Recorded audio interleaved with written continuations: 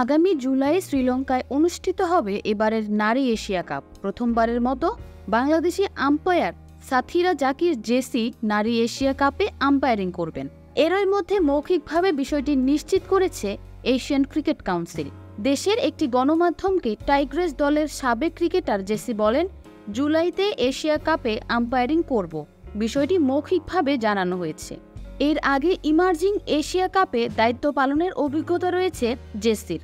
গত বছরের জুনে এটি অনুষ্ঠিত হয়েছে হংকংয়ে।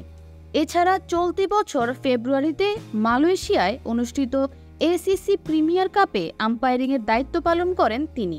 বাংলাদেশ দলের হয়ে 3টি আন্তর্জাতিক ম্যাচ খেলা জেসির পুরো মনোযোগ এখন আম্পায়ারিংয়ে। এখন পর্যন্ত 8টি আন্তর্জাতিক টি-20তে দায়িত্ব পালন করেছেন তিনি। সামনেই ঘরের মাঠে আছে বিশ্বকাপ। জেসি এখন নিজেকে প্রস্তুত করছেন বৈশ্বিক মঞ্চে দায়িত্ব পালনের। এ বিষয়ে তিনি বলেন, আমি বিভিন্ন আন্তর্জাতিক টুর্নামেন্ট করছি নিয়মিত। ঘরের মাঠে বিশ্বকাপ তো অবশ্যই স্বপ্ন দেখি। আমি প্রস্তুত বিশ্বকাপে দায়িত্ব পালনের জন্য।